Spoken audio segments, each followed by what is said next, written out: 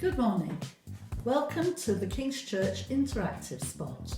I'm going to talk to you about today's reading, which is Matthew 27 verses 11 to 26.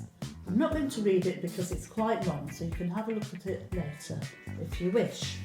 Now today I'm going to talk first of all about this stuff. We've all heard a lot about this stuff recently, haven't we? Of course, it's soap. We've all been talking about it, learning about it and reading about it. So we know that soap is very good for being hygienic and getting rid of germs. We know that we can avoid contamination if we use soap regularly. Contamination. That's catching something that's not very good for us.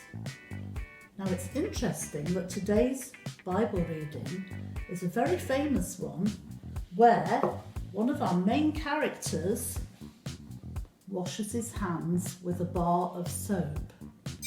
Now this character is Pilate. He's the one who sent Jesus off to be crucified. He's in charge, he's the governor, so he's the one who has to decide whether Jesus is innocent or guilty. Now it's an interesting story because it's quite obvious that Jesus is innocent. But what Pilate does is he decides he doesn't want to be the one who sends Jesus to be crucified. So he gets a bar of soap and he washes his hands as if to say, I'm not guilty of this man's blood. I'm not responsible. But that's a lie, isn't it? Because he was responsible.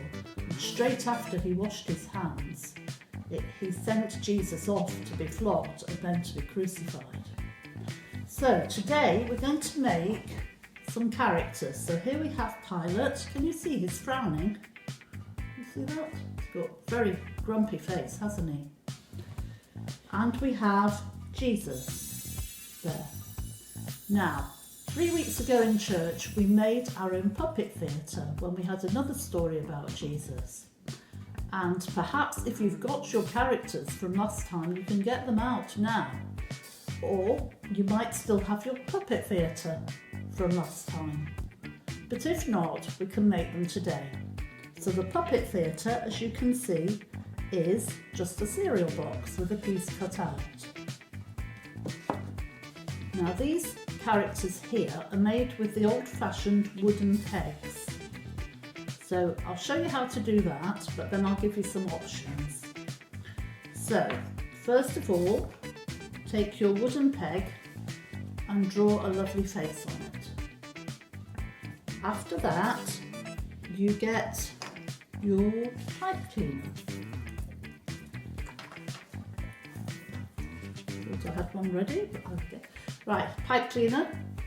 So the pipe cleaner goes round the body twice, is twisted at the back, and that forms his arms. I'll just trim him so that he matches both sides. There we go. And then with a piece of felt, you make it twice as big as the man, twice as long, like that. Cut out a hole at the top for his head.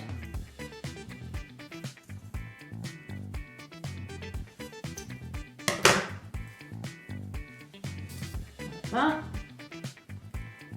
And with either some string or a rubber band, you can tie his garment, in the middle, like that. So that's quite easy to do. And of course, if you want to make this in a different way, you could add wool for his hair, or you could use paper instead of felt, or you could use something else for his arms. You don't have to have these things. But if you want to get some of these dollies, dolly pegs, and you haven't got any, please contact me on the website and I can get some to you. I've got quite a few at the moment. But if you want to be different, you can make your characters another way. Here we have pegs that you might have in your house already. And you can see we have Pilate holding his soap. You could add arms, obviously.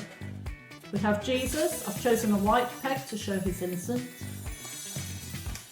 And also in the story, a little bit in the story, is Pilate's wife. And she's the one who tells Pilate to have nothing to do with Jesus. So you can make her quite pretty if you wanted to. So these are just things I have lying around the house. You can see I've used an egg cup, an egg box to hold the pegs, and you can make them tell the story. And that fits in the puppet theatre. But if you don't have any of these things, perhaps you have some of these around the place, and you could make characters out of these.